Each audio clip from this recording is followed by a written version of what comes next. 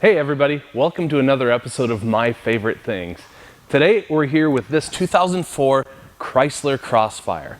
Now, another car, like we've been doing in the early 2000s, that has a lot of love-hate, a lot of mixed emotions. It's very polarizing. And it's funny because that's exactly what it was supposed to do. This car was designed by Eric Stoddard. Now, you might remember him from the early 2000s Viper, the Pacifica, and of course the Sebring.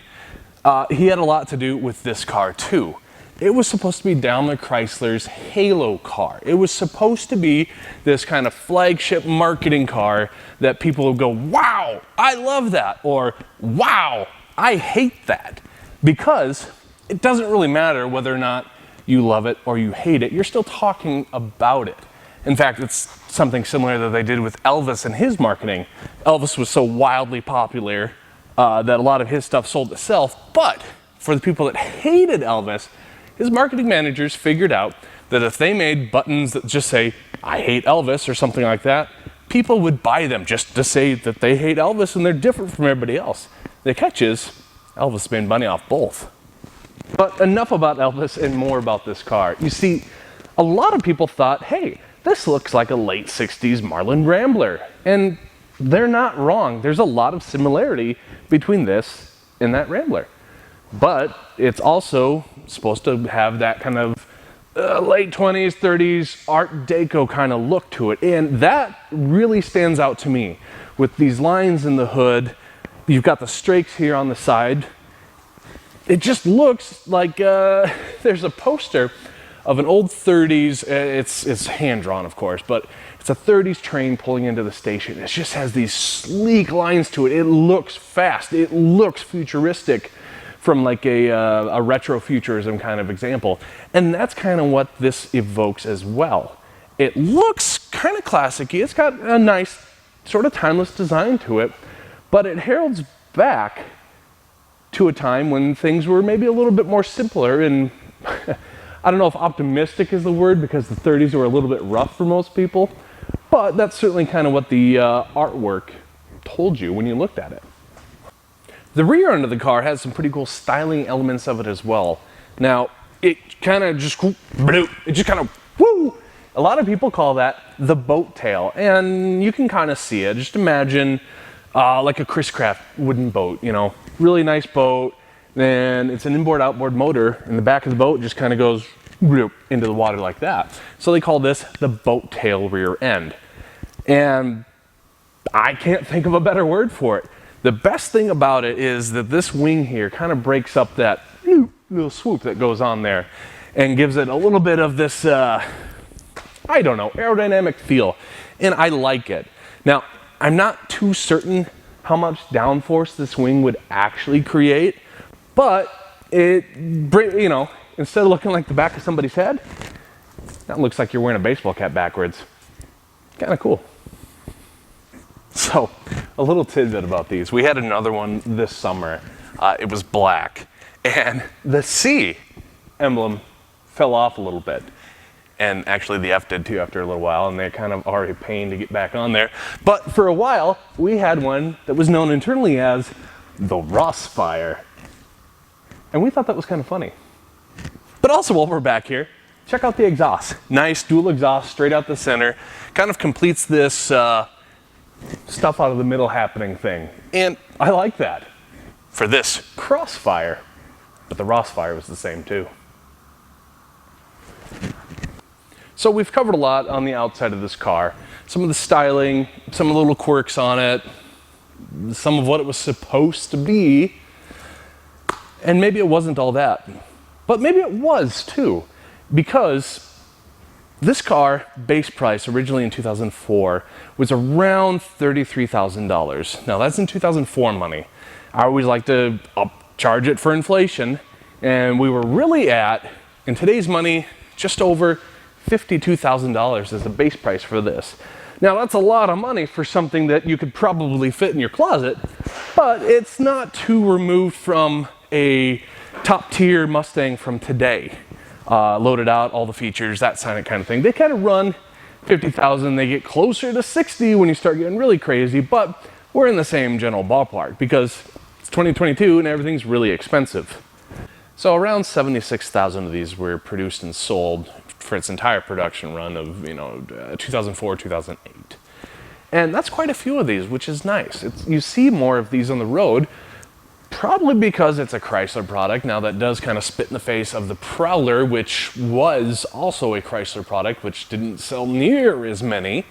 But this had a little bit maybe of an advantage that the Prowler didn't, and it was already kind of an established platform for a car. In fact, it's the Mercedes-Benz R170 platform, which is more or less a Mercedes-Benz SLK 320. Now, something about an SLK 320 is I am 6'2" and sort of unreasonably large, and I find them difficult to get in. And this isn't really any different from that. The windows are about a hand and a half height-wise. And, well, not that you're going to get in through the windows, but it just kind of gives an overall scale of how small this car is. In fact, I'm going to go ahead and try to get in it. When you're in here, it's not an uncomfortable car by any means, but getting in when you're my size is something of a challenge. You see, this was still 2004, largely before the invention of fat people. And, well, here goes. Oh boy. Okay. I've made it in the car. Right here, a little bit of a problem up here. Hard to get under that. You gotta really kind of crunch down, which is difficult if you've got a spare tire here in the center. Also, the beam here runs up a little bit high, but when you're actually here, when you're sitting here, this is not an uncomfortable position. I wouldn't say that it's going to be good for me as a 6'2" person for long stretches on the road because, well, my knees hit the dash, and I'm pretty sure, yeah, the seat is all the way back. So there's not a whole lot of adjustment here that I can do being 6'2", but that's okay because it's a fun car to drive, and for fun cars to drive like this, well, it's not a GT car, and that's okay. Now, I'd also like to introduce Anna. She's our lead detailer here at TXG, and she is substantially smaller than I am. And she wanted to show just how easy it was for her to get into a Chrysler Crossfire. So, by all means, Anna, go ahead, show me up.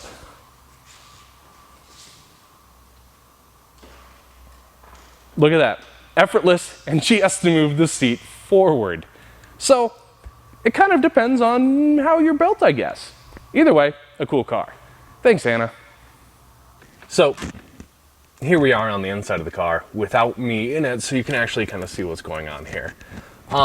It's got a pretty nice layout, It's kind of button heavy here, but it looks halfway decent. It's fairly functional. It's all within reach when you have your hand on the shifter or anything like that. It's definitely an early 2000s car with an early 2000s radio and, HVAC setup. Something cool about it, though, it does have heated seats. Heated seats are fun. Not a lot of two-door sports cars then had heated seats, so something kind of cool about this, but it is largely Mercedes. In fact, depending on what source you read, it's anywhere from 30 to 80% Mercedes SLK parts, which makes sense when you really look at it and you compare the cars side by side. In fact, these seats would be instantly swappable between an SLK 320 and a Crossfire. They just, they'd all bolt right in. It's not a problem because R170 platform, same thing. Also something really cool, we looked at it when we were in the back of the car, but here is a button where you manually control the spoiler. And that is just fun for me. Like I said, I don't know if that produces enough downforce to really have any effect. Now, it does break up the lines a little bit, kind of give it a cool factor back there. But you can do it manually, and it's got a couple different modes. Automatic mode, I think it raises automatically around 65 miles per hour and then lowers once you go down to 45. Or, again, you can just play with the buttons and do it by yourself. And it's just so much fun. Up, down, up, down, up, down. I love it. I love cars that let you do that. And not many more do these days because why? Well, it's more moving parts. It's more things that'll break. And they probably did break. But it works here and I love it. So a surprising thing about the Crossfire is it's this tiny little two-seat roadster, But there's a surprising amount of room back here for storage. Look at it. You can get a full-size mat back here, a little Poe. There's room for like a briefcase, a cooler, a backpack, something of that nature. There's even, a spare tire underneath me. Either that or the car's just happy to see me. Pretty cool. You didn't get that in the Plymouth Prowler. Another thing you didn't get in either of those cars was the modern day little glow-in-the-dark handle to release the trunk latch if you've been falsely imprisoned in here. I got kind of stuck in here because they didn't have that back then. Something different. Well, everybody, thanks for tuning in to another episode of My Favorite Things. I hope you had fun taking a little look into the Chrysler Crossfire. I certainly love this car. In fact, I've got a picture from, I think, 2007. Here I am, this 17-year-old kid mowing the lawn, and somebody had parked a Chrysler Crossfire next to my neighbor's. And I'm just mowing right past. I'm going, oh my gosh, I need this car. Well, 17-year-old me, that was not going to happen. But I got a picture of it. It's a great memory. It's a great car. Yeah, thanks for watching. I'm Matt. We're at TXG, and this is one of my favorite things. Thanks, everybody. Oh, geez. Now I gotta get up. This is way too much.